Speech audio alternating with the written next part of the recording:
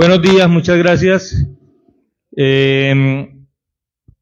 Pues agradecerle a Alberto por estar acá.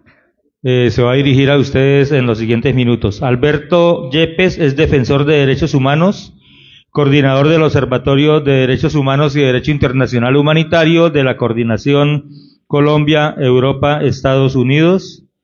Es perito y ha sido perito en distintos casos ante la Corte Interamericana de Derechos Humanos sobre desapariciones forzadas, doctrinas militares y evolución del conflicto armado.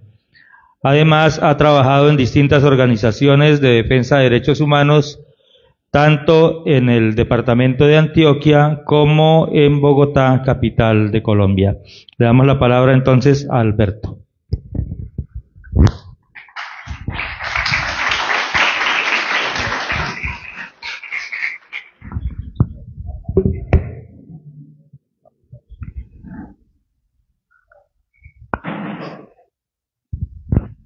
Bueno, muy buenos días para todas, para todos.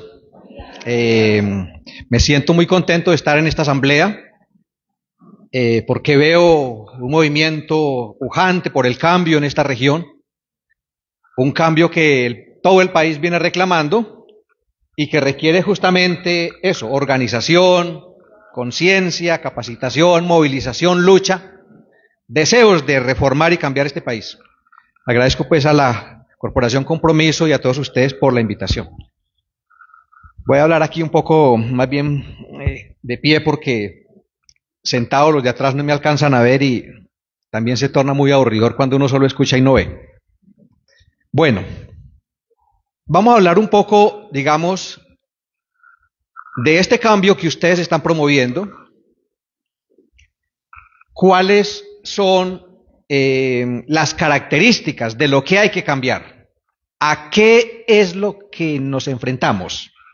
¿Cuál es la naturaleza de la sociedad colombiana en términos del desarrollo económico, de la democracia, de la lucha contra la violencia, por los derechos humanos y por la paz? Voy a pasar a grandes rasgos por varios temas. Les pido el favor de que me dejen avanzar un poco y al final entonces vayan tomando nota de las preguntas para que tratemos de evacuar, digamos, gran parte del tema que traía. Bueno, ¿por dónde empezar? Digamos, Colombia, desde que es república, desde que nos independizamos de los españoles, por allá en 1810, siempre estuvo el poder político en manos de unas élites. Quienes condujeron la guerra de independencia eran las élites políticas. Bolívar, Santander, Nariño, todos estos señores no eran de los sectores populares, eran de los sectores poderosos que tenían una pelea con los españoles. ¿Y por qué tenían la pelea con los españoles? Porque ellos querían mandar. Habiendo nacido acá, tenían una dificultad, es que para poder gobernar había que haber nacido en España. Solamente los españoles podían gobernar. Los hijos de españoles que habían nacido acá se llamaban los criollos, pero no los dejaban gobernar. Digamos, ya tenían, como decían los españoles, el mal de la tierra. Por haber nacido acá no eran aptos para gobernar. Tenían que ser españoles. Entonces, esos criollos fueron los que se sublevaron contra el poder español, contra los chapetones, así le decían a los españoles que venían de allá a gobernar. Y esos, digamos, eran los dueños a pesar de que estos señores eran ricos, o sea, Bolívar, Santander, toda esta gente no era gente pobre. Era gente que eran dueños de los comercios, de las tierras, pero no los dejaban gobernar. Sí, les ponían impuestos, pero no los dejaban gobernar. Esos señores condujeron la lucha de independencia, arrastraron, digamos, a los sectores populares, a los indígenas, a los negros, a los afros, participaron en todas esas revueltas. Esas revueltas que, digamos, tuvieron toda esta región también, la revuelta comunera, todo. La lucha de ustedes no nació hoy, viene de una tradición que les viene de por sangre a ustedes, ¿sí? Y que todavía no se ha perdido, afortunadamente. Pero al momento de conquistar el poder, las cosas volvieron a ser más o menos lo mismo. Los poderosos dijeron, ahora gobernamos nosotros. El pueblo que puso la sangre, que le puso el pecho, que fue el que se peleó en los campos de batalla, que siguió más o menos igual de jodido. Los dueños de los comercios, de las tierras, ahora ya no eran los chapetones, sino que eran los criollos. Y después esos criollos se organizaron en partidos políticos que estuvieron dominando durante cerca de 180 años, hasta la Constitución de 1991, solamente 2 partidos políticos, liberales y conservadores, podían acceder al poder. Podían ser senadores, gobernadores, alcaldes, congresistas, jueces, magistrados, todo el poder era para esos 2 partidos. En 1886 se organizó la Constitución Política que rigió durante 105 años, hasta 1991. Era una constitución muy cerrada, porque solamente las élites políticas agrupadas en los partidos liberal y conservador podían participar en la toma de decisiones y en el acceso a los cargos de poder. Y por eso surgieron muchos grupos.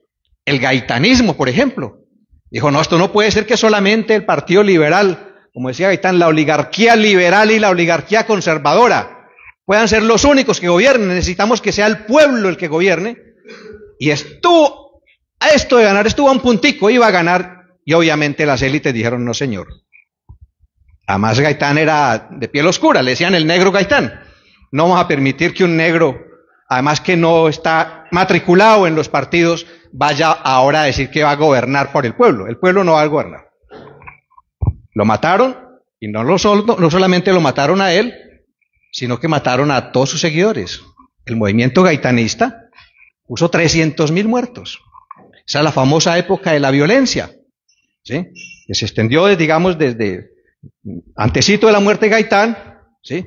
Hasta 1957, 53-57, que hubo una dictadura militar de Rojas Pinilla. Siempre han gobernado los 2 partidos, liberales y conservadores, a excepción de esa época de la dictadura militar, en el que se enfrentaban liberales y conservadores y momentáneamente ellos mismos se pusieron de acuerdo para entregarle el poder a los militares, ¿sí? Y mientras estuvo esa dictadura del 53 a 57, gobernaron los militares, pero rápidamente los jefes de los partidos, Lleras Camargo y Laureano Gómez, dijeron, no, ya está basta de militares, no más militares, tumbemos a Rojas Pinilla y volvamos nosotros. ¿Qué instalaron? Un sistema de alternancia partidista y paridad en los cargos públicos. Era que instalaron lo que llamó el Frente Nacional. Ese Frente Nacional significaba que después de que tumbaron a Rojas, primero gobernaba un conservador, después un liberal, un conservador, un liberal, y no importa al pueblo por quién votara. Si le tocaba a conservador, a pesar de que hubieran votado por otro, no podía ser. Entonces sucedió, por ejemplo, lo que ustedes saben, en 1970, Rojas Pinilla se había presentado a las elecciones, ganó, la gente votó por él, pero le tocaba a un conservador, a Pastrana. Entonces desconocieron las elecciones y subió Misael Pastrana. Se robó las elecciones, estuvo ahí, pero porque estaba ese acuerdo de que solamente liberales y conservadores, bajo la Constitución del 91, eran los únicos legitimados para gobernar. A raíz de ese robo empezaron a surgir movimientos rebeldes, insurgentes. En ese momento surgió el M-19, para decir, este movimiento está para que se respeten las decisiones del pueblo, ¿sí? El pueblo votó, en ese momento el partido se llamaba la ANAPO, era un tercer partido. No puede ser que la ANAPO gobierne, porque no estaba permitido, ¿sí? Bueno, después de esa constitución que gobernó 105 años, cerrada, durante esa constitución surgieron distintos grupos. Surgió el Ejército de Liberación Nacional, justamente por estos lados. Habían nacido las FARC, el Ejército Popular de Liberación. Hasta los indígenas habían organizado grupos insurgentes, el movimiento armado Quintín Lame. Distintos grupos surgieron y la violencia política ya no era entre liberales y conservadores, sino entre movimientos insurgentes y las fuerzas del Estado, que llevaron a una crisis de violencia en la época de los 80, que se agravó por una situación: la llegada del narcotráfico desde los años 80. Estaba mucho antes, pero digamos en los años 80 fue que hubo toda esa bonanza, primero de la marihuana, después de la cocaína, los carteles de Pablo Escobar, del cartel de Cali, todo esto, y hicieron tan invivible el país que tuvieron que ponerse de acuerdo guerrillas que en ese momento estaban en armas, como el M-19, y partidos para abrir un poco la Constitución, para permitir que otros gobernaran. Y eso creó la Constitución del 91. Ese acuerdo para abrir el régimen político, pues tuvo varias cosas importantes que tiene la Constitución del 91. Abrió la política a la participación de otros sectores, a otros partidos políticos. Otros partidos entonces ya podían competir, no solamente partidos, sino movimientos políticos. Y también hizo una cosa: consagró una carta de derechos, y le dio instrumentos para reclamar esos derechos: las acciones de tutela, las acciones populares, acciones de cumplimiento, participación en planes de desarrollo, todo eso. Todo eso está muy bien, digamos, hemos gozado de todo eso en estos 33 años de la Constitución del 91, pero, siempre hay un pero. La Constitución del 91 surgió en un momento muy complicado. En el momento en que los países socialistas se vinieron al piso, la Unión Soviética cayó derrotada y el capitalismo se vio como única fuerza triunfante. Ya no habían dos bloques. La humanidad en ese momento, hasta ese momento, estaba dividida en socialistas y capitalistas. ¿Por qué era importante que hubiera socialistas y capitalistas? Porque el miedo de los capitalistas a que las sociedades hicieran revoluciones y se volvieran socialistas hacía que se le concedieran ciertos derechos a la población. ¿Sí? Era mejor tener a la población medio contenta para que no le diera por ver cómo estaban los socialistas, donde gozaban de más derechos. Pero como el socialismo se fue al piso, se cayó, quedó el capitalismo como único modelo reinante, entonces los capitalistas dijeron: ya no hay miedo de los socialistas, ya los derrotamos en Rusia, en todas partes el socialismo se fue abajo, entonces ahora sí, ¿qué cuento de tener al pueblo contento? ¿Qué cuento de tener derechos laborales? ¿Qué cuento de derecho a la salud? Entonces se idearon un sistema para apretarle las tuercas al pueblo, para exprimirlo más, para explotarlo más, que se llamó el neoliberalismo. ¿Qué es el neoliberalismo? Es que el Estado ya no se encarga de proveer derechos. Entonces ya el Estado no se encarga de ofrecer la salud, sino que la salud, el que pueda pagársela, si está afiliado, si tiene su seguro, vaya. El que no tiene, pues se jodió. Las universidades entonces empezaron a cobrar, a ser costosas. Entonces ya no había un derecho a ir a la universidad, sino que a la universidad, ¿quién va? El que tenga con qué pagarla. ¿Sí?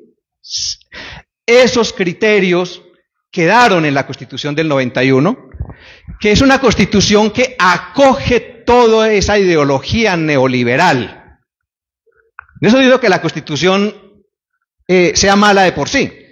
Ya dijimos, tiene cosas buenas, tiene una enunciación de derechos, tiene la posibilidad de la participación política, los planes de desarrollo, los mecanismos de la tutela y todo eso, pero el pero es el acceso a los bienes básicos, el acceso a los bienes comunes, el acceso a lo que todos necesitamos: salud, derechos laborales, pensión, las cosas elementales que se necesitan para vivir, que la Constitución fijó una fórmula.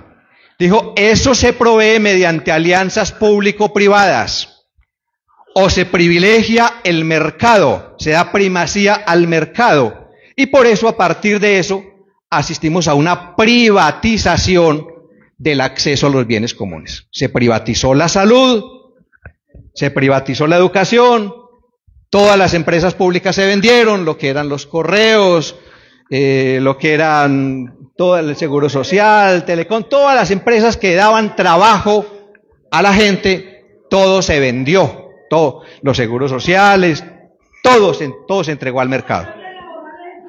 En todo el país, una masacre laboral impresionante. Masacre laboral acompañada de la pérdida de derechos laborales.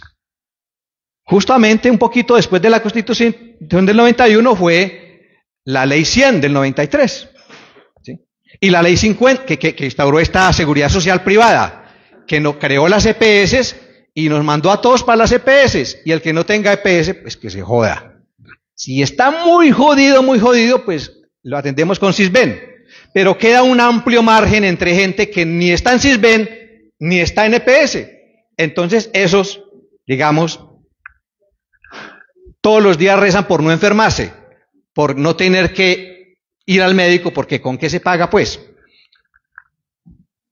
Las personas que culminan su bachillerato, pues ya saben que la mayoría no pueden ir a la universidad, porque la universidad está reservada para la gente que tiene capacidad de pago, de ingreso. El pretexto es que van los mejores. No es los mejores, es que simplemente es el filtro. Si no hay sino unos cupos poquitos, entonces el pretexto es que solamente van los mejores. No, el sistema está diseñado para que la mayoría se quede por fuera. Y los otros pues van a institución técnica, tecnológica, van al SENA, cada cual lo van ubicando en el rango laboral de acuerdo a la capacidad adquisitiva que traiga de su familia. No es que los que están en los Andes, en el Externado, en el Rosario, en la Javeriana sean los más brillantes. No, son los que más plata tienen. Tal vez pueden ser hasta los más brutos, pero son los que tienen más plata. Los más pobres, pues muchas veces terminan y tienen que irse a trabajar para ayudar a atender la familia. Esa es la situación. Entonces, una Constitución del 91 amplia en derechos, que promueve la participación, que abrió el régimen político, que ordena la planeación y los planes de desarrollo, pero con un problema. Privatizó los bienes comunes. Y los bienes comunes se los entregó al mercado. ¿Y quién es el mercado? El mercado es un nombre para referirse a 4 señores que son los dueños de este país. El señor Julio Mario Santo Domingo, el señor Sarmiento Angule, el señor Carlos Julio Ardila y el señor Gilinski. Esos son los 4 dueños de este país. Los dueños de todo este chuzo son esos 4 señores. Son dueños de todo, inclusive de los medios de comunicación por los cuales nos enteramos de lo que está pasando. Porque entonces, ¿quién es el dueño del diario El País, de La República o la revista Semana? El señor Gilinski, y él es el que nos informa. ¿Quién es el dueño de Caracol, de Blue Radio, El Espectador, todos estos medios? El señor Carlos Julio Santo Domingo. ¿Quién es el dueño de RCN, NTN 24? El señor Carlos Julio Ardila. O sea, 4 señores son los dueños de los medios a través del cual nos informan. Nos desinforman todos los días. Son los dueños de los medios de desinformación. Y la gente, digamos, termina creyendo lo que ven los medios. Si los medios lo dicen, es porque es verdad. Es lo que dice la gente. Yo vi allá en televisión, es porque es verdad. ¿Sí? Y no solamente los medios, es que son dueños de todas las empresas. Son dueños de los bancos. ¿Sí? Son dueños del sistema financiero, de los sistemas de seguro, de las grandes contratistas, de la comida. Son dueños de las tierras amplias en el Bichada. Son dueños de las EPS. Son dueños de los fondos de pensiones. Son dueños de la mayoría de los trabajadores que trabajan formalmente en este país y a los cuales les pagan una miseria y a los cuales, con la Ley 50, dijeron que no iba a haber recargo por festivos, que no iba a haber recargo por dominicales, que no iba a haber recargos por horas extras, sino una chichigua, a lo máximo 25%. O sea, no quieren ni siquiera pagarle a la gente. Eso llevó a que Colombia, en medio de la violencia, además, fuera el 4º país más desigual en el mundo. ¡Qué vergüenza! Somos el 4º país con mayor desigualdad, ¿sí? Después de Haití, Brasil y 2 países africanos. Tenemos una desigualdad aterradora. No es que seamos los más pobres. Tenemos ingresos más grandes que muchos de los países que nos siguen, pero somos más desiguales que esos países. Quiere decir que la riqueza que se produce se queda en unas poquitas manos y la mayor parte de la gente se queda vaciada. Ese es el problema de las estadísticas. En las estadísticas dicen, por ejemplo, que si entre dos personas nos comemos un pollo, estadísticamente dicen que nos comimos de medio pollo. Así yo veo que el vecino se lo comió todo y yo me quedé viéndolo babeando. Pero estadísticamente yo que me quedé con hambre y él que se quedó repleto porque se comió el pollo entero, estadísticamente nos comimos de a medio pollo. Y eso es lo que sucede en Colombia. No somos estadísticamente el más pobre, pero la riqueza se queda en el 10% más rico de este país. Y eso se refleja, por ejemplo, en el tema de la tierra. La tierra es el problema más berraco que tiene este país. No hemos podido, desde la época de la independencia, arreglar el problema de las tierras. En muchos países hicieron lo que se llama la reforma agraria. Aquí nunca hubo reforma agraria. Y cuando se intentó hacer reforma agraria, por allá en los años 30, un presidente que se llamó López Pumarejo, era de avanzada, liberal el hombre, dijo, él quería desarrollar la industria. Y dijo, pero hombre, tengo un problema, es que para hacer industria yo necesito que la gente tenga capacidad adquisitiva. Y este es un país rural. Pero el problema es que la tierra la tienen unos poquitos y el pueblo no tiene nada. Si el pueblo no tiene nada, entonces yo cómo voy a montar industrias si nadie me compra. Necesito reforma agraria. Y el señor hizo una reforma agraria por allá en los años 30. Dijo, necesitamos repartir la tierra para que el campesino produzca su comidita y pueda vender y tenga ingresitos para yo poder montar la industria. A él es que le interesaba la industria. Pero esos ricos, cuando él hizo esa reforma agraria, empezó la violencia en los años 30, que no ha terminado hasta el día de hoy. Por allá en los 60, otro presidente liberal, Carlos Lleras, intentó también hacer reforma agraria. Intentó hacer reforma agraria y se juntaron los ricos, hicieron un pacto para desarticular al movimiento campesino que se llamaba la NUC, y a plomo los acabaron, y ese pacto se llamó el Pacto de Chicoral. Y con ese pacto acabaron la reforma agraria, y ese pacto lo dirigió el señor Misael Pastrana Borrero y todos los ricos terratenientes de este país. ¿Qué hemos tenido? Una situación absolutamente tan concentrada de la tierra que en Colombia el 1% de los propietarios son dueños del 89% de la tierra. ¡Qué barbaridad! El 1% dueños del 89% de la tierra. Y el otro 99% de propietarios tienen que bandearse con el 11% que queda de la tierra. De suerte que en Colombia el 60% de la tierra de los propietarios tienen menos de 3 hectáreas. O sea, los campesinos son campesinos pobres. Y por eso, digamos, es gran parte del tema de la violencia. Y entonces me meto ahora al tema de la violencia. Esa violencia que empezó, digamos, justamente en los años 30 por el tema de la tierra, ha producido millones de personas muertas, viudas, heridos, lesionados, discapacitados en este país. Recientemente, viendo el informe de la Comisión de la Verdad, el informe de la Comisión de la Verdad hablaba de que solamente, digamos, desde finales de los años 50, desde el año 58 hasta ahora, son casi 10 millones de víctimas que ha dejado esta violencia. 450.000 muertos. Del 80 para acá, solamente los paramilitares han producido 250.000 muertos, más de 4.000 masacres, violaciones de derechos humanos, descabezamiento y exterminio del movimiento social. Ese problema de la guerra, que más que guerra, esconde algo, el genocidio que es el exterminio del movimiento popular, lo disfrazan de guerra. Lo que hay realmente una intención de las élites por arrasar a todo aquel que se les oponga, a todo aquel que reclame, a todo aquel inconforme. Y se han creado una doctrina que llaman la doctrina del enemigo interno, según la cual el que es comunista, el que piensa distinto, el que es socialista, la que es feminista, el que reclama, el inconforme, el que lucha, hay que acabarlo, asesinarlo, perseguirlo, desaparecerlo. Y en ese genocidio que continúa hasta el día de hoy, a pesar de la firma del acuerdo de paz en el 2016, después de la firma del acuerdo de paz, en 2016, han seguido ese genocidio y han exterminado prácticamente gran parte del liderazgo social. 1.600 líderes asesinados después de la firma del acuerdo de paz. Y en lo que va corrido del año, ya llevamos 60 líderes sociales asesinados. ¿Qué hemos tenido después del 2016? Una situación en la cual la violencia continúa ensañándose contra los movimientos sociales.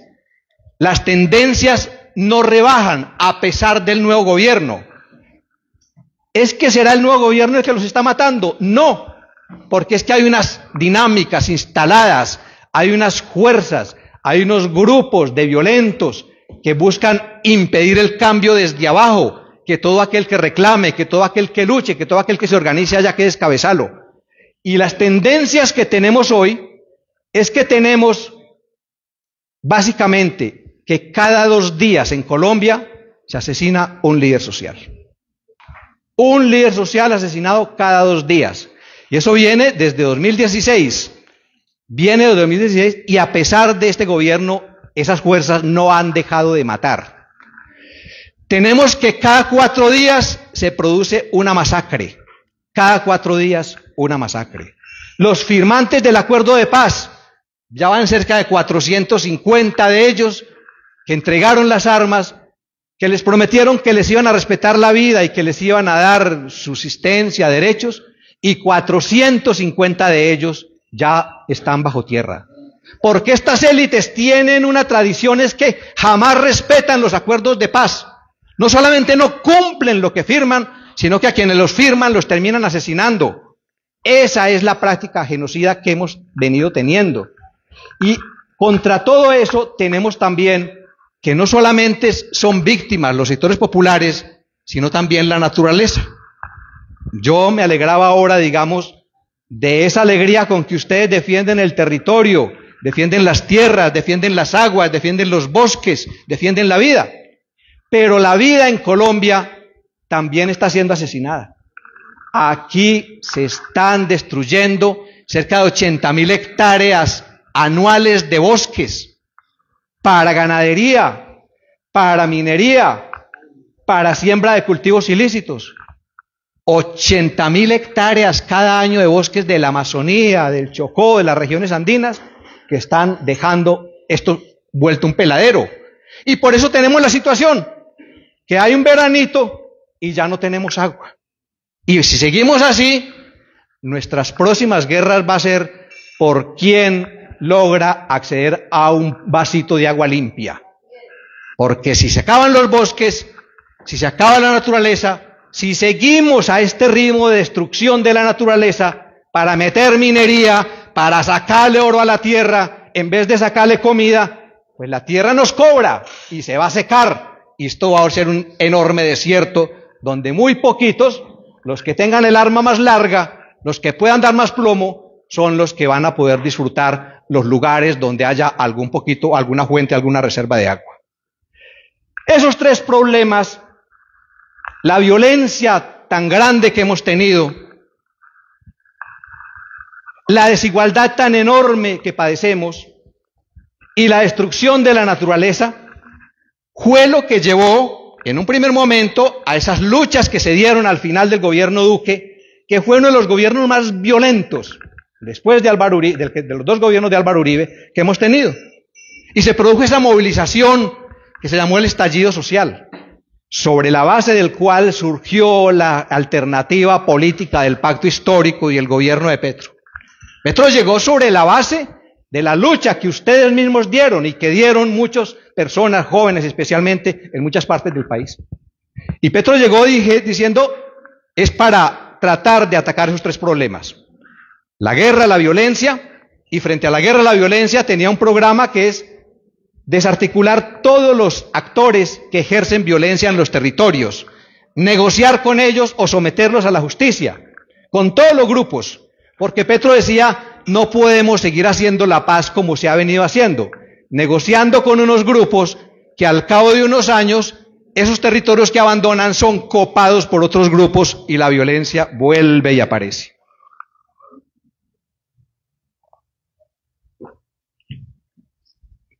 Ese programa se llamó La Paz Total. Era el primer eje de gobierno, tratar de hacer la paz, pacificar este país que lleva 60 años en guerra y que requiere urgentemente hacer la paz. El segundo, la equidad social, combatir la desigualdad con equidad social. ¿Y cómo propuso el gobierno hacer la equidad social? Por dos vías. La primera, darle recursos al Estado para poder atender las necesidades sociales.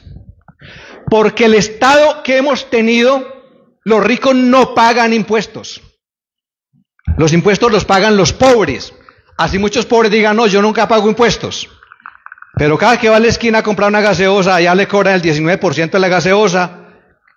En los alimentos que consume, ya está el 19% de la gasolina que tiene el transporte en diésel, en el camión, que se lo cobran al alto costo de los alimentos. ¿Y quién lo termina pagando? El pobre que consume. ¿Y cuál es el problema? Que en Colombia tenemos una estructura de impuestos que se llama la tributación indirecta. ¿Cuál es la tributación indirecta? Tributación indirecta es aquella que uno no siente, que uno paga y cree que no pagó. Uno fue y pagó en la tienda, pagó en el supermercado y no se dio cuenta que eso tan caro es que tiene un componente grande de impuestos, de IVA y de impuestos que ahí le clavan, que ahí no le van a decir que le cobraron esos impuestos. Pero los pobres, como se gastan todo lo que tienen en consumo, en comprar, porque a los pobres no le queda para ahorrar, entonces, si el pobre paga el 20% de todo lo que consume en impuestos, quiere decir que los pobres pagan el 20% de los impuestos, mientras que Ardila Lule, Sublimario Santo Domingo, estos ricachones, Sarmiento Angulo, ¿cuánto le puede valer el mercado a Sarmiento Angulo? O sea, que coma todos los días, no come mucho más, digamos, de 3 platos al día. Y sobre esa base es que él paga los impuestos. Entonces, él se gasta una 100 millonésima parte de lo que tiene en mercado. De eso paga el IVA, de eso lo paga. Entonces, ¿quién porcentualmente paga más? ¿El pobre que todo lo que gasta se lo consume? ¿O el que con la menudita compra su mercado y solamente de ahí paga el porcentaje? ¿Quién termina pagando? Los pobres. Petro entonces dijo, lo primero que tenemos que hacer es una reforma tributaria. Obligar a los ricos a que paguen, a que las ganancias tan gigantescas que tienen contribuyan a los gastos del Estado y que paguen también las multinacionales, las petroleras que no pagan, las carboneras, las empresas de gas, las de oro, que no pagan o pagan una chichigua, una miseria. La reforma tributaria estaba inicialmente por 70 billones de pesos. Presentó el proyecto al Congreso y el Congreso lo bajó a 50. Después en la Cámara lo bajaron a 35. Y terminó aprobado en 20 billones de pesos. Casi la cuarta parte de lo que Petro pensaba. Exactamente. ¿Qué hizo? Eso que fue muy difícil, y lo más difícil de todo era que quienes hacían el lobby es el cabildeo, la incidencia, el lagarteo que mandan allá los jefes de las multinacionales, que le pagan a los congresistas, que les financian las campañas, para decir, vea hombre, yo le ayudé a la campaña, no me perjudique a mí clavándome impuestos. Aún y con todo eso, se logró que las multinacionales pagaran impuestos. ¿Y pagaran impuestos cómo? Resulta que cuando Álvaro Uribe estuvo en el poder en el 2005, hizo una cosa, fue que él, a las multinacionales que tienen que pagar las regalías, les dijo, vamos a hacer una cosa. ¿Saben qué son las regalías? Las regalías es que si yo me asocio con otra persona y yo soy el dueño del capital y el otro pone el trabajo, yo tengo un derecho propio, aunque no trabaje, a lo que produzca el negocio. Entonces, en este caso, el negocio es el subsuelo, los minerales, el petróleo, el carbón, el oro, lo que hay debajo de la tierra. Eso es del Estado. El Estado se asocia con los que lo van a sacar y saben cómo sacarlo, y entonces le dice, como yo me asocio con usted, yo soy el dueño del capital, del patrimonio natural que hay ahí debajo, a mí me toca el 5, el 10, el 20% por derecho propio, y eso se llaman las regalías. Es el porcentaje que le corresponde al Estado por ser el dueño del patrimonio natural, de lo que hay en el subsuelo, cuando se explota. Obviamente, la multinacional que se asocia y que va a sacar el petróleo y el carbón, obtiene unas ganancias de su parte. Y de esa parte tiene que pagar los impuestos de renta, como todo el mundo que paga impuestos de renta. ¿Sí? Pero ¿qué hizo Uribe Vélez? Dijo, no, para que me apoyen para la segunda reelección, yo les voy a dar un regalito. De la plata que a mí me toca, que es las regalías, usted descuenta el impuesto de renta. Usted lo deduce de ahí. Pero esa plata ni siquiera era de Uribe, porque la ley de regalías decía que esa ley era para los municipios más pobres, para los municipios afectados por los desastres ambientales, por los daños que deja la minería, el carbón, el petróleo. Era de los municipios y de la gente pobre. Y Uribe se la regaló, dijo, de esa parte ustedes cuentan los impuestos. Se regaló lo que no era. ¿Qué negocio redondo? ¿Cómo que usted va a deducir los impuestos que le toca pagar de lo mío, de lo del Estado? Bueno, así estaba. La reforma tributaria logró separar eso. Y dijo, vamos a mantener de que las multinacionales pagan regalías y de su parte, de sus ganancias, me pagan el impuesto a la renta. Esas dos cosas, pagan dos cosas. No es que paguen dos cosas, es que las regalías no las pagan, es que eso ya son del Estado, porque es el dueño de lo de abajo. ¿Sí? De sus utilidades paga impuesto a la renta. Y quedaron esas dos cosas. Y eso era el corazón de la reforma tributaria, que de los 20 billones implicaba 7 billones de pesos que le entraban al Estado, para atender la pobreza, para acabar esta desigualdad tan berraca. Pues bien, esas dificultades que tuvo para pasar en el Congreso, llega a la Corte Constitucional, las multinacionales que no pudieron doblegar la voluntad de todos los congresistas, van a la Corte y demandan, y dicen que es injusto, que eso es inequitativo, que eso acaba con la equidad tributaria. Y la Corte les da la razón, y les dice, sí señor, tiene razón, eso es muy injusto con ustedes, pobrecitas multinacionales. Hagan el favor y entonces sigan deduciendo del impuesto de la renta, sigan deduciendo las regalías. Entonces la reforma tributaria quedó en 13 billones de pesos. Esa es una dificultad. Entonces lo primero que hizo Petro, Petro ha tratado de hacer muchas cosas, pero estas élites no lo están dejando. Y las élites porque controlan algo, controlan el Congreso, controlan las Cortes, la Corte Constitucional en este caso. La otra cosa que hizo Petro para acabar la equidad social es, bueno, ¿qué es lo que ha pasado con los bienes básicos, con la inequidad? Que están privatizados. Privatizados, por ejemplo, las pensiones. De mayores de 65 años, solamente 1 de cada 5, el 20%, recibe una pensión. O sea, solamente un sector privilegiado, el 20% de la sociedad. Y Petro dice, no, tenemos que hacer una reforma pensional para que todos los viejos puedan tener una pensión. ¿Sí? Que todos puedan tener una pensión. Ahora, ¿dónde sale la plata de las pensiones? Básicamente del trabajo de cada uno de nosotros. De cada uno de todas las personas que trabajan nos deducen unos aportes para pensiones.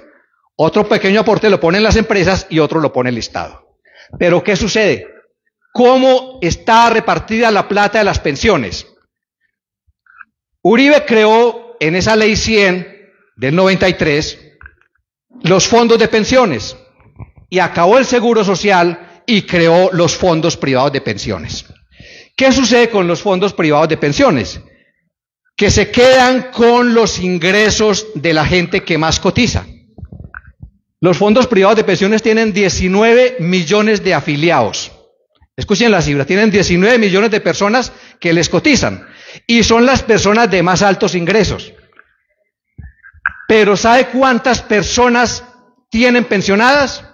270.000 personas apenas. Colpensiones, que es el régimen de prima medio, el régimen del Estado, el fondo del Estado, tiene 6.700.000 afiliados. Acuérdese, 6.700.000 afiliados. ¿Y sabe cuántos pensionados tiene? 1.600.000 pensionados. De suerte que tenemos, los fondos privados tienen prácticamente el 1% de los afiliados son los que tienen pensionados. Y Colpensiones tiene el 25% de los afiliados los tiene como pensionados. Con una diferencia. Las más altas pensiones están en Colpensiones. ¿Por qué razón? Porque aquí muchos pensionados del Estado los afilian a Colpensiones. ¿Quiénes? Bueno, los militares que tienen una situación, se pensionan con 20 años de carrera y les cuentan para la carrera militar. Desde que entra a la escuela de formación, ya le empiezan a contar, como si a uno, desde que entrara a la universidad, ya le empezaran a contar las semanas para las pensiones. ¿Sí? Entonces los militares que contribuyen poquito, que pagan poquito, porque solamente con 20 años ya se pensionan, muchos militares se pensionan a los 36, 38 años, 40 años, pero el Estado tiene que pagarle pensiones a pesar de que se jubila a los 36 o 38 hasta que se muera. Eso sale muy costoso. Los magistrados también, y ustedes han visto, por ejemplo, que ha habido una corrupción de lo que se llama el carrusel de las pensiones. ¿Qué es el carrusel de las pensiones? Ustedes han oído hablar, muchos magistrados que salen ganándose sueldos de pensiones de 30, 40 millones de pesos, llaman a sus amigos, abogados, jueces, y les dicen, vea, usted se quiere pensionar con una buena pensión. ¿Usted cuánto ha estado pagando? No, yo he estado pagando 3,5 millones. Véngase para acá para que termine el último añito conmigo. Y se sale ganando, yo le pago como magistrado auxiliar, se gana 27 millones de pesos y usted sale con una pensión de 21 millones de pesos. ¿Por qué sucede eso? Por las trampas que las élites siempre hacen. Porque mientras todos nosotros nos pensionamos con el promedio de los últimos 10 años, los magistrados y los congresistas se jubilan con el promedio del último año. De suerte que nunca contribuyen muy poquito, pero se gastan las pensiones más grandes. Y el Estado, para poder atender todas esas pensiones, tiene que sacar cada año 18 billones de pesos para pagar esas altas pensiones. Las altas pensiones están en Colpensiones. Esos ricos que hablan todos los días a defender los fondos de pensiones, Uribe, Gaviria, Vargas Lleras, todos esos políticos, están en Colpensiones, no están en fondos privados. Sin embargo, defienden los fondos privados, pero ellos son subsidiados por el Estado, que tienen que pagarles sus altas pensiones. Eso es una inequidad impresionante. Entonces, ¿qué propone Petro? Hombre, hagamos una reforma pensional. ¿Que en qué consiste? Ya no es que Colpensiones atiende todo el pobrerío, todos los pobres, y además subsidia las altas pensiones. No. ¿Qué dice Petro? Los que ganen hasta 4 salarios mínimos van al Estado, van a Colpensiones. Porque con eso el Estado le va a dar pensión a todo el mundo, inclusive personas a las que no les alcance la pensión, todos los pobres, 2,5 millones de pobres, que puedan ganarse al menos 250,000 pesos mensuales para, digamos, tratar de subsistir. Para darle pensión a todo el mundo, para que nadie se quede en este país sin pensión. Pero para eso necesitamos que el que gane al menos hasta 4 salarios mínimos cotiza a Colpensiones y ya el resto, si quiere, lo manda al fondo de pensiones o lo lleva para la casa, pero hasta cuatro salarios va a Colpensiones. No fue posible.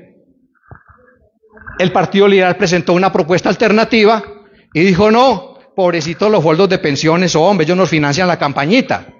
Bajémosle hasta 2,3 millones, hasta 2,3 salarios. ¿Sí?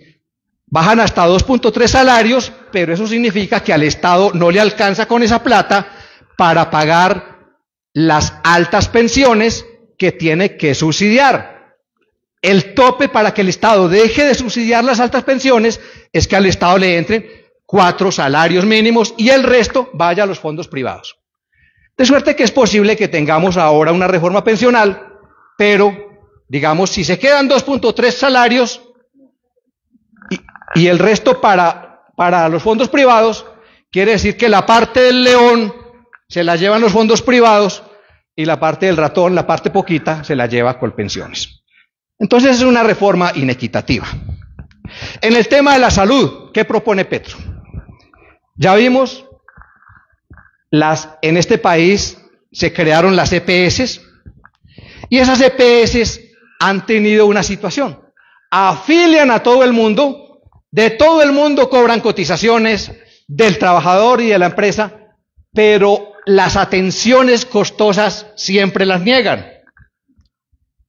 Muchas de las muertes que se producen en este país son muertes directamente atribuibles a la ineficiencia de las EPS.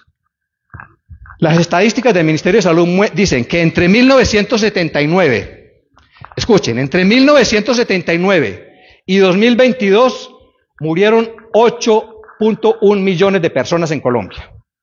Y de esas, 4.1 millones eran muertes prevenibles, que se pudieron prevenir, que se murieron porque no le hicieron a tiempo el diagnóstico, no le hicieron a tiempo el examen, no le autorizaron a tiempo la operación, no le utilizaron a tiempo los medicamentos. Entonces, más del 50% de la gente que muere por indebida atención en salud atribuible a la privatización de las EPS. Esos son también asesinatos, aunque no sean con metralleta ni sean con fusil. El negarle la operación de una persona que requiere un cáncer o demorarle 6, 8, 10 meses una atención que es urgente para autorizarle el examen médico, para utilizarle la prueba que requiere, muchas personas se terminan muriendo esperando que les autoricen el examen, que les autoricen el especialista, que les autoricen la cirugía, la intervención química. Entonces, en este país, más de la mitad de las personas se mueren por esa privatización de las EPS. ¿Qué propone entonces Petro? Acabemos las EPS. ¿Por qué acabar las EPS? Porque las EPS, con los recursos que le entrega al Estado, ¿cuánto le entrega el Estado a las EPS? 93 billones de pesos cada año. ¿Sabe cuánto es el presupuesto de la nación? 503 billones. Y de esos, cada año, 93 billones van para las EPS. ¿Y qué hacen las EPS? Se quedan con más de la mitad de los recursos, más del 50% nunca se van a atender a los pacientes. ¿Saben qué descubrió la Contraloría recientemente? Las EPS, de la plata que le entregan por atender cada paciente, tienen que guardar una plata para atender esas enfermedades de alto costo. Y eso se llaman las reservas técnicas. Esas reservas técnicas no aparecen 22 billones de pesos de los años 2021 y 2022. Y además del año pasado se desaparecieron 9 billones de pesos. O sea que tenemos cerca de 30 billones de pesos en corrupción de las EPS, que se la roban, que no dan cuenta de ellas, que no rinden cuentas. Y el Estado lo que ha buscado entonces es que haya transparencia. El Estado lo que les dice, listo, mantengamos las EPS como ustedes quieren, pero mantengámoslas para que ustedes solamente sean gestoras de salud. Gestoras de salud quiere decir que ustedes manejan los afiliados y remiten las personas y el Estado les paga un porcentaje por eso. Pero el Estado le va a seguir pagando directamente a las entidades que prestan la salud, lo que llaman las IPS. El que lo atiende a uno en la salud, le hace el examen médico, le hace la cirugía, no es la EPS, es la IPS, que contrata la EPS, que se queda con la mitad de la plata. De suerte que las EPS se ganan el dinero simplemente por mandarlo a uno, por conseguirle la cita a uno donde tiene que atenderlo. No hacen otra cosa. Solamente le consiguen la cita y con eso se quedan con la mitad de los recursos. La pelea fue tan violenta, tan horrible en el Congreso, que se descubrió que en la Comisión Séptima del Senado, donde se estaba discutiendo, más de la mitad de esos congresistas habían recibido fondos para la campaña de las EPS. De las EPS que reciben fondos del Estado es para atender la salud, no para pagar congresistas ni senadores, para que tumben los proyectos del gobierno que favorecen al pueblo. Y se descubrió algo más, una empresa que se llama Colsanitas, de una empresa española que se llama Keralty. El dueño de Keralty había pagado a los congresistas para que tumbaran la reforma laboral con recursos públicos para tumbar la reforma pública que había propuesto el gobierno. ¿Qué es eso, por Dios? Esos dineros deben ser sagrados, son para atender la salud, la gente que se está muriendo, pero se la dedican a atender con los propios recursos del Estado, a tumbar las reformas del Estado. Entonces, no hemos podido tener una reforma a la salud. No les da la gana a estas élites, a este Congreso, de quitarle los privilegios a quienes los financian, a los congresistas que les financian las campañas, y que le siguen metiendo plata. Bueno, la otra reforma que dice Petro muy importante es que todo el mundo trabaja. Todo el mundo trabaja. Y la mayor parte de los contratos de la gente tienen ahora es lo que se llaman contratos de prestación de servicios, donde usted mismo se tiene que pagar su salud, donde usted mismo se tiene que pagar sus pensiones. Y Petro dice, no, eso hay que acabarlo, eso es una sinvergüencería. Contrato laboral para todo el mundo. Y además, una segunda cosa, que las personas que trabajan horas extras, que las personas que trabajan de noche, que las personas que trabajan los domingos y los dominicales tengan un recargo, como sucede en cualquier parte del mundo. ¿Y qué dicen las élites? No, es que si pagamos recargo nocturno y dominicales nos quebramos. Bueno, ¿por qué no se quebraron antes del 93 cuando impusieron esa ley? ¿Por qué no se quiebran en los otros países donde sí pagan recargos? Las mismas multinacionales que en los países vecinos pagan recargos, dicen que se quiebran aquí en Colombia si lo pagan. ¿Qué es eso? ¿Qué tan mezquinas son las élites en Colombia que ni siquiera permiten que el pobre, la trabajadora, pueda ganar al menos un recargo nocturno cuando se queda de noche dejando a sus hijos solos para poder tener un ingreso adicional?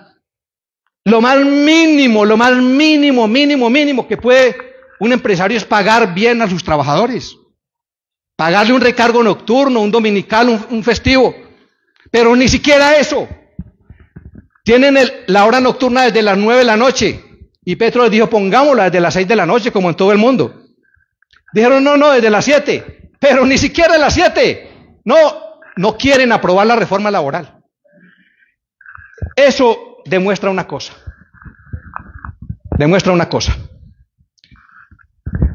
Petro llegó al poder para hacer todas estas reformas. Pero como no tuvo la votación suficiente para gobernar con su fuerza política, porque llegó con el 35% de los congresistas, y para votar se requiere el 50% más uno, tuvo que hacer coalición. Coalición es llamar a los liberales, al partido de la U, a los conservadores, al Partido Verde. Dice, ayúdenme a sacar las reformas en el Congreso. Bueno, sí, le ayudamos, pero usted nos tiene que dar ministerios, nos tiene que dar departamentos administrativos, unidades administrativas, nos tiene que entregar presupuesto, nos tiene que entregar nómina. Bueno, esos son los costos de la política. Los costos de tener una coalición es eso. No puedo gobernar solo para sacarlo. A Petro le tocó hacer coalición con partidos corruptos. ¿Sí? Trató de que fueran los menos corruptos, de que no fueran los paracos, los financiadores de mafiosos, la mayoría de los cuales están en Centro Democrático y Cambio Radical. Trató de buscar a partidos que no estuvieran tan podridos y tan contaminados, y les dio presupuestos, unidades, planeaciones, nómina, contratos, para que aprobaran las reformas en el Congreso.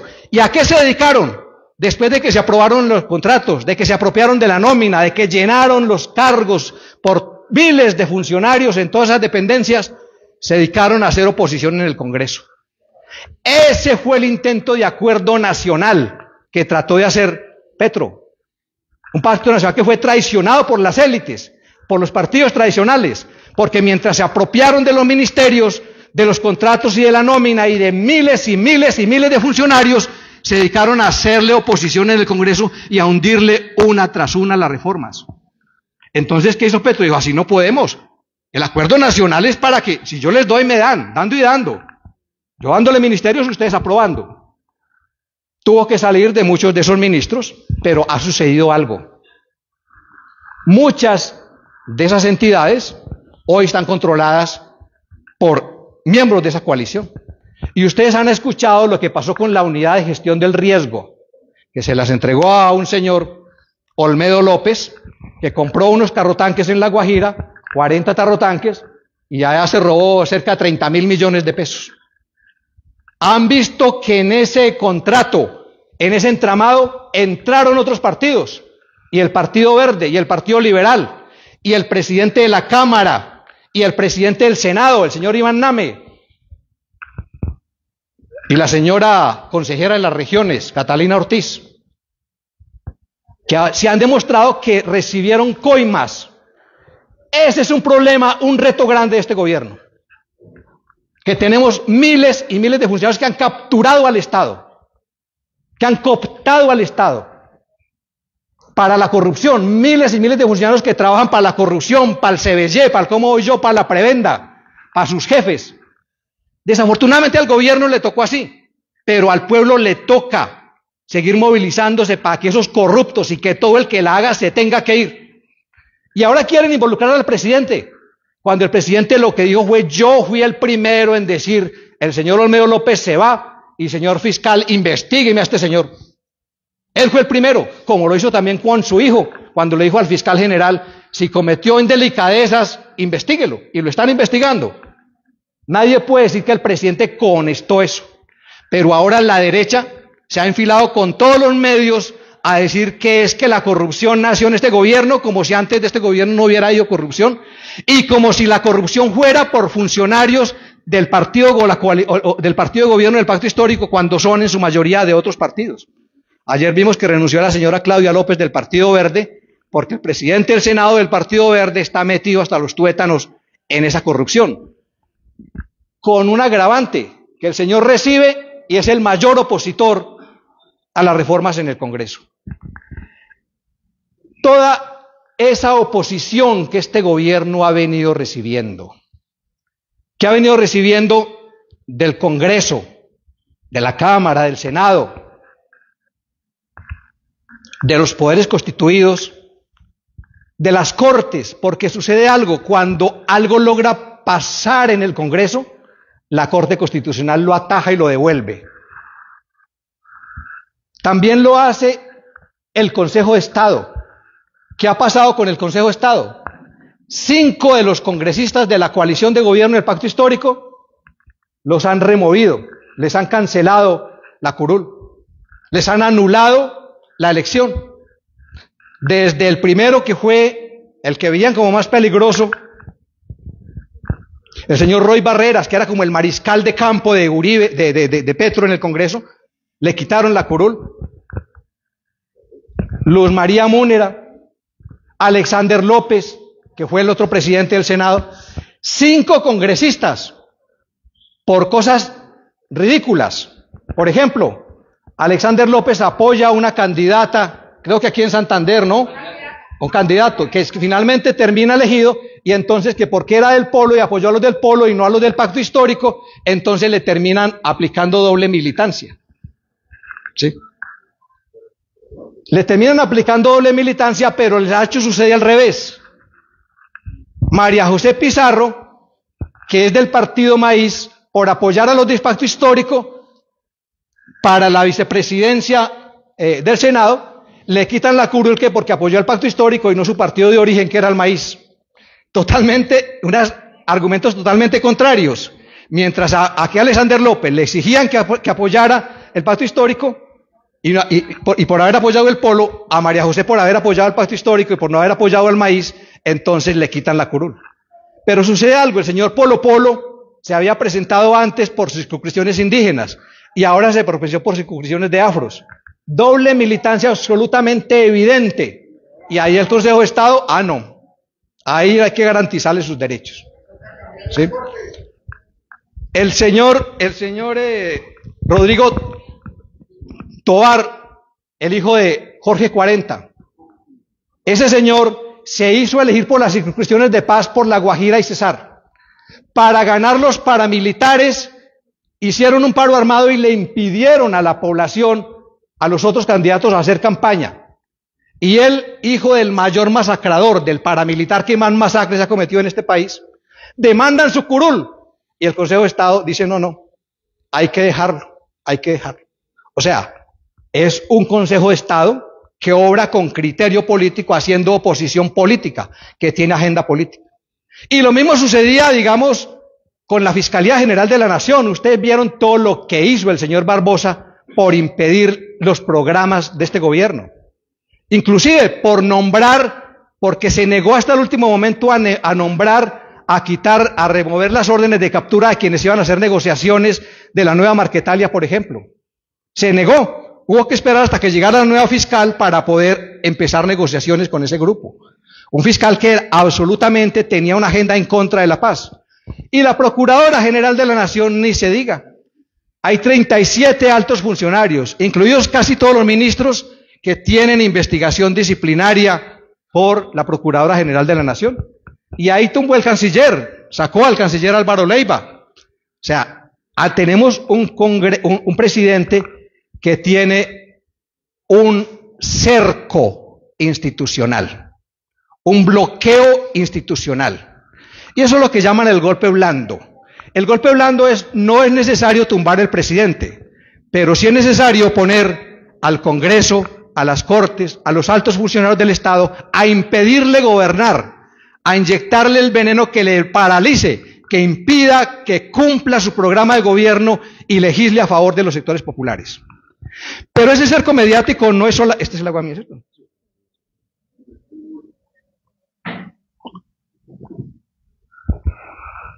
Ese cerco mediático no es solamente con los órganos constituidos, es también con los poderes fácticos, especialmente las fuerzas militares. ¿Qué ha venido sucediendo con las fuerzas militares? Antes de que se posicionara Petro, salió una columna en mayo de 2022 de Felipe Zuleta Lleras, donde Felipe Zuleta Lleras dijo que hablé con varios generales y me dijeron, si gana Petro, vamos a hacer un golpe de Estado en seco. ¿Qué es un golpe de Estado en seco? Le preguntó Felipe Zuleta. Y dice, no vamos a cumplir nuestras obligaciones, vamos a cruzarnos de brazos, vamos a promover que la criminalidad se tome el país, vamos a promover tal nivel de inconformidad y de zozobra que el propio pueblo sea el que tumbe a Petro. En gran parte, eso es lo que estamos viendo en amplias zonas del territorio nacional. Y lo estamos viendo porque bajo este gobierno se han expandido la criminalidad y especialmente los grupos paramilitares. La Defensoría del Pueblo dice que en los 2 últimos años los paramilitares han pasado de 239 a 359 municipios bajo su control. El Clan del Golfo avanza aceleradamente desde La Guajira hasta el Chocó, Santander, todo el norte del país. Ayer decían que ya el 85% de la serranía de San Lucas está bajo el control del Clan del Golfo. Y están allí no porque quieran desarrollar una estrategia contrainsurgente, sino porque quieren apropiarse de las minas, de la minería, de las fuentes de riqueza de los sectores populares. Están acabando con el movimiento social, están descabezando el tejido social, están asesinando los líderes sociales y peor aún, ahora llegan a las regiones y dicen, ustedes no se pueden desplazar, ustedes se quedan ahí y les controlan los celulares y los empadronan y hacen la gente acostar a las 6 de la tarde y nadie puede denunciar porque ellos tienen que simular que están cumpliendo unas condiciones de reducción de la violencia para supuestamente entrar en un proceso de paz. Ese control de la criminalidad está llevando a que el asesinato de los líderes se mantenga por esa vía. En otras partes son otros tipos de grupos, especialmente en el Cauca, en Nariño y Valle del Cauca. El presidente Petro tuvo que romper con esos grupos llamados de disidencias que controlan allá, porque se han dedicado también al asesinato de líderes sociales. Pero lo que tenemos es justamente eso. La paz total se está estrellando con algo. Esa pretensión inicial del gobierno que buscaba negociar con todos los actores se está estrellando con el hecho de que solamente algunos grupos muestran alguna voluntad de paz, pero la mayor parte de ellos están mostrando que no tienen voluntad de paz, sino voluntad de seguir expandiendo sus negocios, expandiendo la criminalidad, asesinando líderes sociales, sometiendo a las comunidades. De suerte que, ¿qué tenemos hoy? Y aquí me meto en el tema de la paz.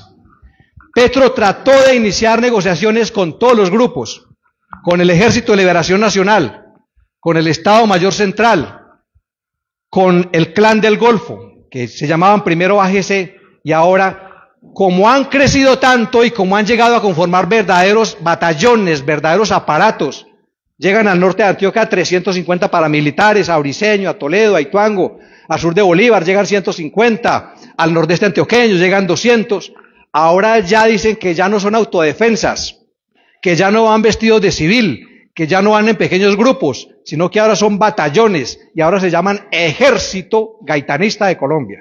O sea, han planteado un verdadero desafío que frente a la oferta de paz de este gobierno, lo que han hecho es expandir la guerra y plantear una expansión de la guerra y del control de los territorios.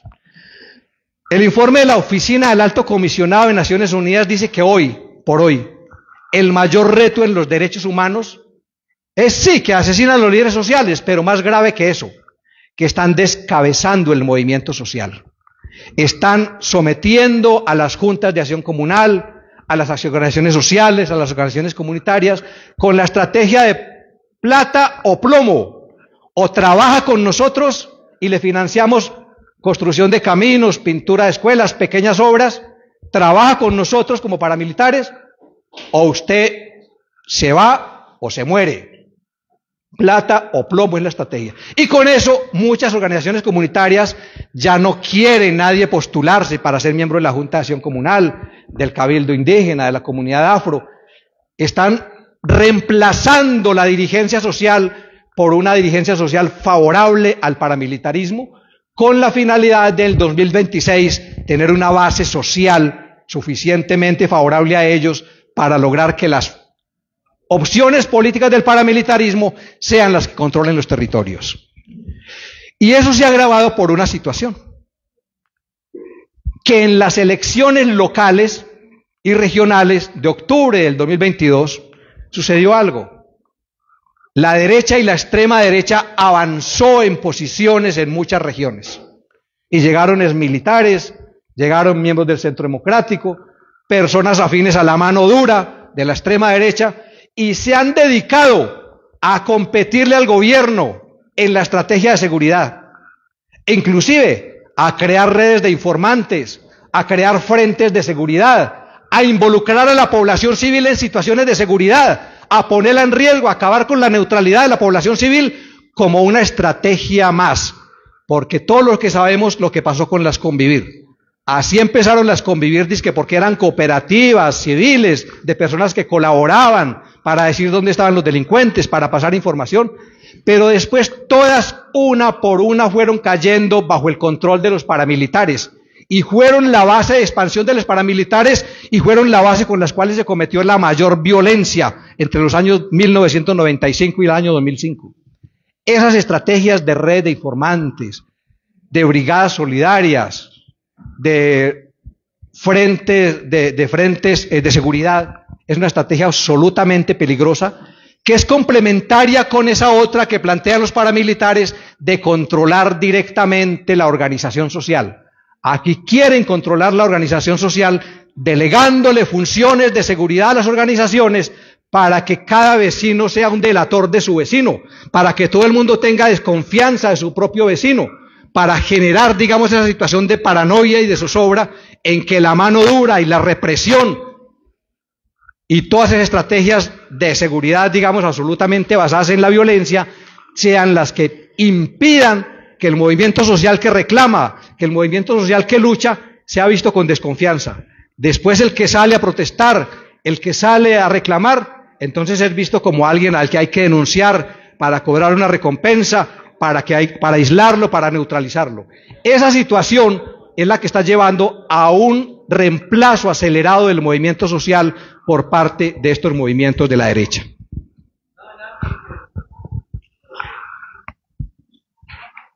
No me he metido con un tema, es el tema del medio ambiente.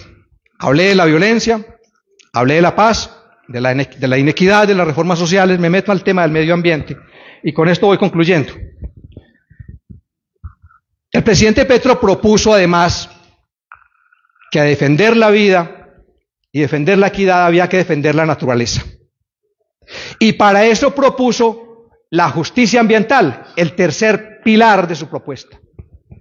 Y el tercer pilar de su propuesta implicaba avanzar hacia una transición energética. Una transición energética que implicaba desestimular las economías extractivas, el petróleo, el carbón, eso que es tan contaminante, y pasar a economías que tuvieran fuentes renovables de energía, pero además ampliar la protección de los bosques, de las aguas, Para eso es una cosa muy importante, el plan de desarrollo.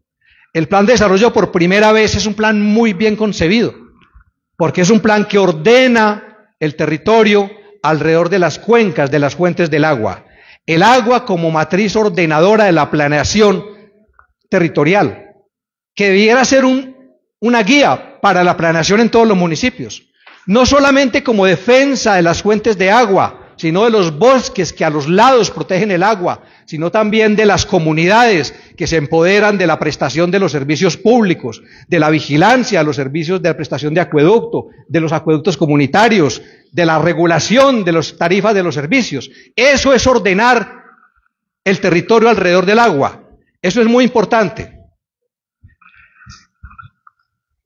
El presidente ha venido formulando de manera muy ambiciosa algo porque sabe que eso se requiere la cooperación de la comunidad internacional.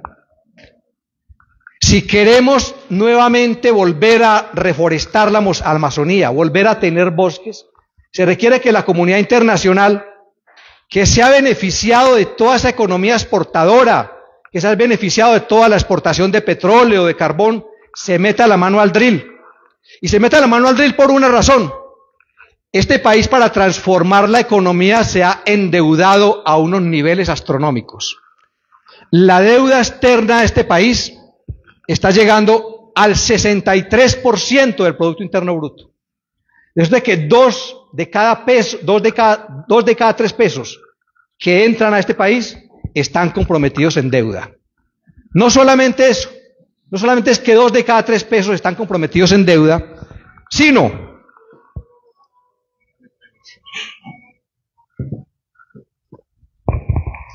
que el presidente Duque dice que para atender la pandemia hizo un empréstito internacional que se llama un crédito flash con el Fondo Monetario Internacional. ¿Qué es un crédito flash? Un crédito donde no te exigen muchas condiciones, pero tienen unos intereses altísimos. Esos intereses son cerca del 8%, cuando antes los préstamos eran del 3.6%. Pero además puso como garantía el Fondo Monetario Internacional que para pagar ese crédito flash, que debe pagarse en 3 años, este 2024, el 2025 y el 2026, prácticamente lo adquirió Duque para ahogar financieramente a este gobierno para que no tuviera con qué pagar. Pero además comprometió algo. En ese crédito flash, el Fondo Monetario Internacional planteó algo. A ver, ¿usted con qué me va a pagar? Bueno, como paga todo el que debe, yo pago con lo que produzco. ¿Y qué produce este país? A ver, señor Duque, ¿usted qué produce? No, yo tengo unas exportaciones. ¿Y qué es lo que exporta? Bueno, la mayor parte de eso es petróleo, gas y carbón. Bueno, listo, entonces vamos a hacer una cosa. Usted con lo que produce me va a pagar. Usted va a hacer que el precio de producción y el precio de venta final va a generar un fondo de estabilización de los combustibles que va a estar destinado a garantizar el pago de la deuda. Y así estaba. Pero ¿qué pasó? Llegó la pandemia y Duque dijo, ese fondo no vamos a incrementar los combustibles, y no los incrementó desde el año 2020 hasta el momento en que salió. De suerte que entregó un déficit del Fondo de Estabilización de los Combustibles de 39 billones de pesos. 39 billones de pesos. Y entonces recibe Petro y sucede una cosa, que ya este año le toca pagar, y entonces con ese déficit, usted no le puede decir al Fondo Monetario, yo le pago con el déficit, un cheque en blanco que no tiene fondos. No, señor. Al Fondo Monetario Internacional hay que pagarle con plata constante en efectivo.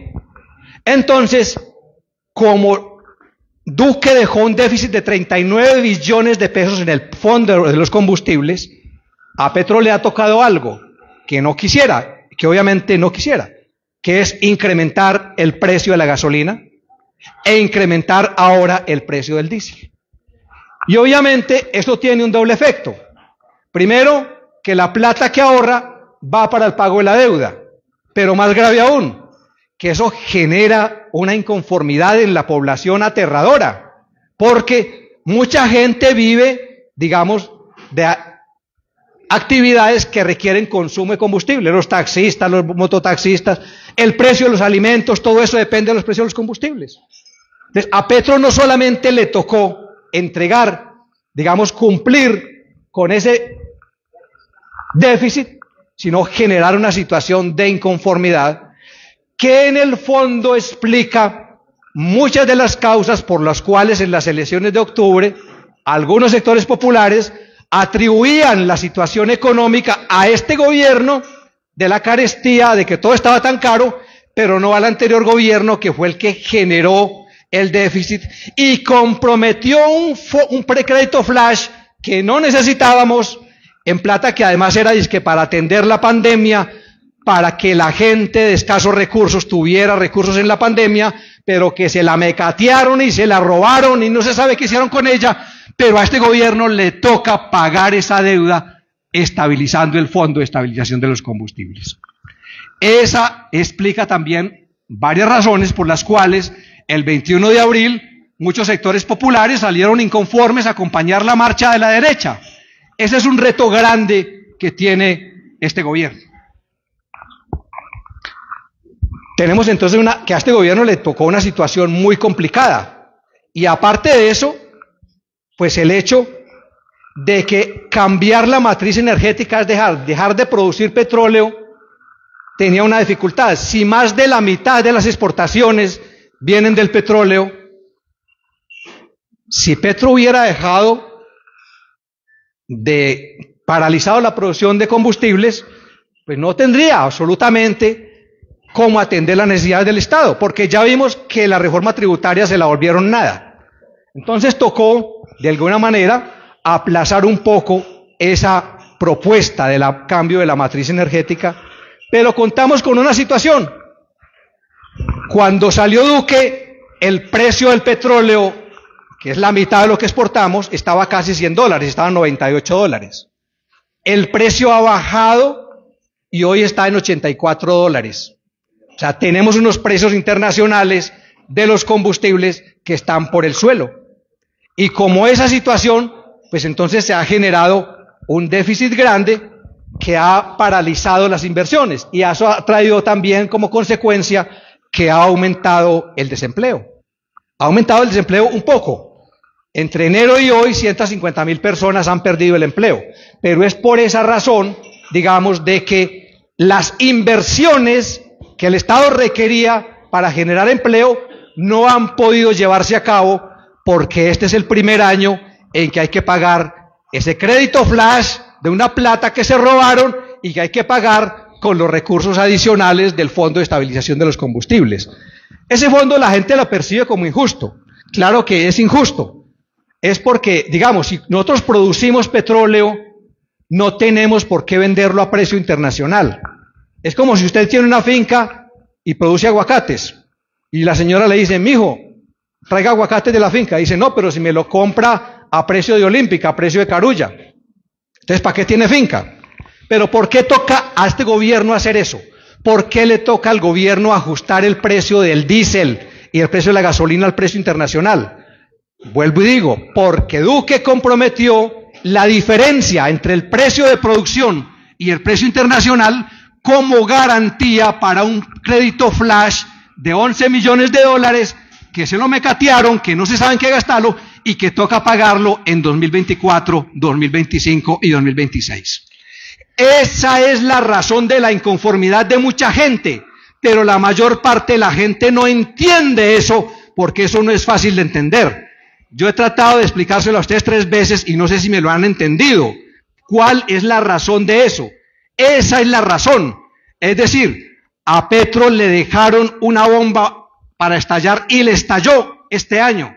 ¿Cuál bomba le estalló? La necesidad de pagar un crédito flash a intereses el doble de los que se consiguen en precios internacionales, dizque porque era para atender la pandemia y para darle recursos a la gente que nunca se los dieron, porque los recursos solamente fueron para las 1000 empresas más grandes y el pueblo se jodió y por eso el pueblo tuvo que salir en el estallido social a las calles, poner trapos rojos en las banderas porque la gente se estaba muriendo de hambre. Pero ese crédito hay que pagarlo 2024, 2025 y 2026 con una situación que encarece los precios de los combustibles, que genera inflación, que genera altos costos de los alimentos y que genera insatisfacción social. El problema no es de Petro, el problema es del anterior gobierno y los gobiernos neoliberales que hemos tenido. ¿Cuál es la propuesta entonces del gobierno para salir de todo esto? Y con esto voy terminando. ¿La propuesta cuál es? Las reformas paralizadas en el Congreso. La transición energética no se puede hacer al ritmo que se viene haciendo porque hay que pagar una deuda que se robaron los ricos, que el pueblo no disfrutó, pero que hay que pagarla. Y la paz sucede, ya lo que les dije, los paramilitares y algunos grupos, digamos, de disidencias se dedicaron a hacer crecer las economías ilegales, los negocios ilegales, a expandir la criminalidad, haciendo muy difícil la negociación. ¿Qué le toca a este gobierno? Centrarse en dos cosas. Continuar la negociación con el Ejército de Liberación Nacional, a pesar de que hoy por hoy, digamos, el día de ayer surgió un nuevo impasse. ¿Cuál es el impasse? El impasse es que el Ejército de Liberación Nacional y el gobierno habían firmado en La Habana que mientras el ELN cortaba su fuente de financiación con los secuestros, se generaba un fondo multidonante con la cooperación internacional para ya que el ELN dejaba de tener ingresos por el secuestro, tuviera la posibilidad de un fondo para mantener las propias tropas con ese fondo de la cooperación internacional. El ELN dice que el gobierno todavía no ha cumplido eso, pero eso también depende de la comunidad internacional. Yo creo que esto no va a terminar con la ruptura. Creo que va a haber alguna fórmula para encontrar la posibilidad de que por lo menos los sectores del ELN que están dispuestos a una negociación puedan cesar esas acciones de financiación y puedan, digamos, tener la posibilidad de tener algún recurso para la supervivencia mientras llega el momento del fin del conflicto armado con este grupo. Conclusión, el gobierno debe centrarse en el tema de la paz total, en sacar adelante el proceso de negociación con el Ejército de Liberación Nacional. Con el otro grupo, con las disidencias del Estado Mayor Central, tiene otro reto. Las disidencias del Estado Mayor Central se dividieron en dos. Los que están en el suroccidente colombiano, Valle, Cauca y Nariño, que se llama el bloque Jacobo Arenas, y a eso se le creó un nuevo bloque, que se llama el bloque Isaías Pardo, que funciona en el eje cafetero en Tolima y Huila. Esos han declarado que no están interesados en mantener las condiciones del cese al fuego. El gobierno entonces lo que ha decidido es enfrentarlos, y ha dicho, con el Estado Mayor Central, las hostilidades deben ser totales, o sea, enfrentamiento con estos grupos. Con el otros grupos del Estado Mayor Central quedan dos bloques que sí están dispuestos a negociar. Un bloque que se llama el bloque Magdalena Medio, donde está el Frente 33 y todos esos bloques que están en el Magdalena Medio, sur de Bolívar, Cesar, Antioquia, y otro bloque que se llama el Frente Jorge Suárez Briceño, que está en Caquetá, digamos, la Amazonía y esos. Esos están dispuestos a negociar. ¿Qué debe hacer el gobierno? Profundizar las negociaciones con ese sector del Estado Mayor Central, es decir, esos dos bloques. El bloque Magdalena Medio, donde está la región de Catatumbo, bloque 33, lo más del Magdalena Medio, Antioquia, Cesar, Bolívar, y el bloque Jorge Suárez Briceño. Y ya que los otros grupos no quieren negociar, los del sector digamos, del Pacífico, de Cauca, Nariño, Valle y Putumayo, pues con esos grupos tocará, digamos, seguir buscando que el Estado los confronte para impedir que sigan victimizando a la población. El otro grupo con que el gobierno ha decidido negociar es con la Segunda Marquetalia. ¿Qué pasa con la Segunda Marquetalia? Pues ya la fiscal general de la Nación, afortunadamente, eso lo tenía bloqueado Barbosa, levantó las órdenes de captura para los nuevos negociadores. Entonces la negociación prioritaria de este gobierno debe centrarse, y creo que la sociedad civil debe también buscar apoyar, empujar, presionar para que la negociación con el Ejército de Liberación Nacional, con ese sector del Estado Mayor Central que se denomina bloque Magdalena Medio y bloque Jorge Suárez Briceño, y con la nueva Marquetalia pueda salir adelante. No nos hagamos ilusiones con los paramilitares, ellos no tienen ninguna voluntad de paz. Con ellos no toca sino la confrontación y que el Estado siga protegiendo las comunidades y recuperando esos territorios. Hay una dificultad de todo eso, es que el Congreso se opone también a la paz. ¿Cómo se demuestra?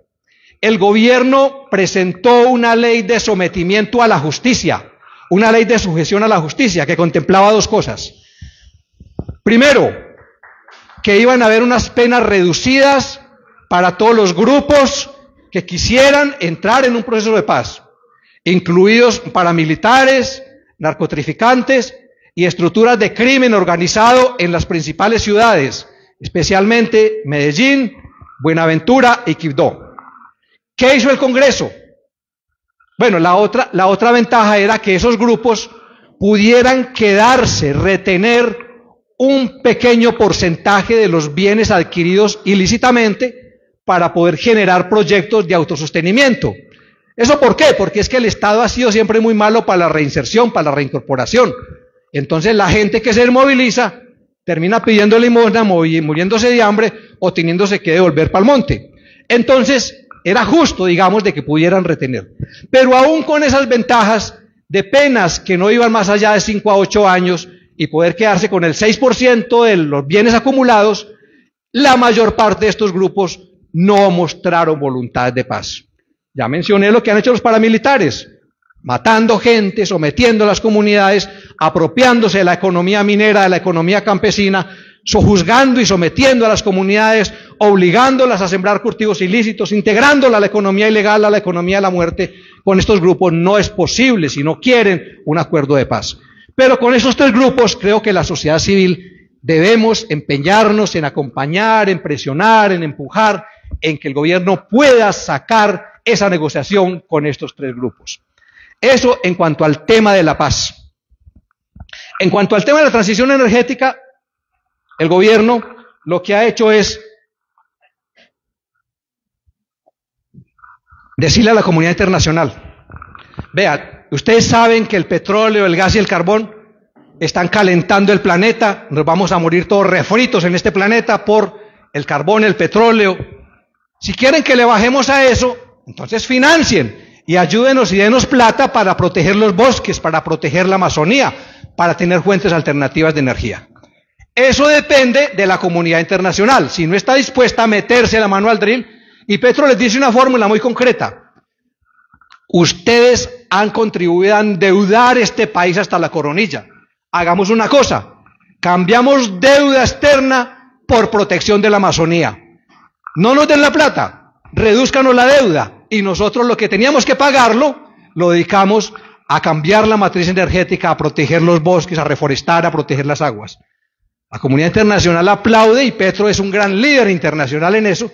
Desafortunadamente la comunidad internacional ahora está ocupada en dos cosas: una guerra en Ucrania y apoyar a Israel en una guerra contra el exterminio del pueblo palestino, y poco se ve, digamos, esa cooperación para estos temas que son los realmente importantes. La comunidad, en vez de estar dedicando los recursos a matar gente en Rusia, a matar gente en Ucrania, a matar gente en Palestina, debiera acabar esas berracas guerras y ponerle los recursos en lo que se necesita: proteger los bosques, proteger las fuentes de agua, cambiar el petróleo y la matriz energética contaminante. De eso depende. Y finalmente, Petro dice: ¿qué hacemos con las reformas? Ya sabemos que el diálogo nacional, que el acuerdo nacional con estas élites no muestran ninguna voluntad. No tienen la más mínima voluntad de lo más mínimo, que es que el pueblo tenga por lo menos recargos de horas extras, así digamos no tenga salud ni pensiones, pero que le paguen los recargos ni siquiera eso. Bueno, entonces hagamos una cosa: que el pueblo haga las reformas, que el pueblo se organice, que incrementemos la movilización, la potencia de organización ciudadana, y que el pueblo se vaya constituyendo en soberano, que el pueblo vaya diciendo qué es lo que hay que cambiar, qué es lo que hay que reformar, y constituyamos un proceso de movilización gigantesco que se llama un proceso constituyente. Un proceso constituyente que permita obligar a las élites a cambiar la propia constitución para dos cosas. Primero, recuperar para el pueblo la soberanía popular. ¿Por qué? Porque la soberanía popular hoy por hoy está secuestrada por el Congreso. ¿Por qué está secuestrada por el Congreso? Porque para reformar la Constitución solamente se puede hacer por 3 vías. El propio Congreso reforma la Constitución y ya sabemos que no quiere hacerlo. O por un referendo que tiene que aprobar el Congreso y después aprobar la Corte, y el Congreso no va a querer aprobarlo. O una asamblea constituyente. ¿Y qué implica una asamblea constituyente? Que hay que presentar un proyecto de ley que tiene que aprobarlo 2/3 partes del Congreso y después aprobarlo la Corte Constitucional y después la mayoría o votación popular y después votar. Un camino imposible. ¿Por qué? Porque el Congreso secuestró la soberanía popular, la capacidad del pueblo de automandarse, de autodirigirse, de autogestionarse. Entonces es necesario que el pueblo se empodere, que el pueblo ya sepa cuáles son las reformas que se necesitan para mejorar la convivencia, para salir de la guerra, para salir de la miseria, para salir del atraso, para salir de la destrucción del ambiente, y que este proceso de organización como el que ustedes vienen haciendo sea parte de ese proceso constituyente en el que el pueblo cada vez más empoderado genere la movilización, la masa crítica, que genere un hecho político. ¿Hecho político cuál? Hecho político como el que sucedió en la Constitución del 91, en que la Corte Suprema de Justicia dijo: no se puede reformar la Constitución como estaba, pero ahora estamos ante un hecho político nuevo y por eso es necesario convocar la constituyente.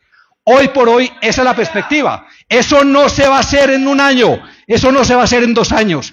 Eso requiere un proceso de conciencia, de movilización, de organización, donde el pueblo decida sobre la salud, lo que hay que cambiar en las pensiones, en materia laboral, en materia de protección del agua, en materia de protección de los bosques, de los territorios, de los cultivos, de la producción de alimentos, de todo. Ese proceso constituyente es lo que hoy el pueblo está llamado a defender para tratar de agrietar ese bloqueo institucional que las élites han puesto como una muralla para impedir las reformas, los cambios, las transformaciones sociales por las cuales votó por este gobierno y las cuales las élites lo han sometido a este cerco institucional. Ese es el proceso, digamos, que hoy se está pensando. No pensemos que es un proceso para hoy. Si se convoca para hoy, perdemos, porque no es con las reglas de lo que está hoy en la Constitución. Es un hecho político para cambiar las reglas de la Constitución, para que sea el pueblo movilizado con potencia el que obliga a cambiar las cosas. Y ya lo hemos hecho, y eso es posible. ¿Recuerdan el estallido social? ¿Recuerdan que nos impusieron una reforma tributaria? ¿Recuerdan que había un ministro Carrasquilla que dijo que le iba a poner el IVA a la comida, a los alimentos, a la salud? ¿Recuerdan? ¿Y recuerdan quién tumbó eso? La gente en las calles tumbó la reforma tributaria y tumbó todo ese proyecto y tumbó al ministro.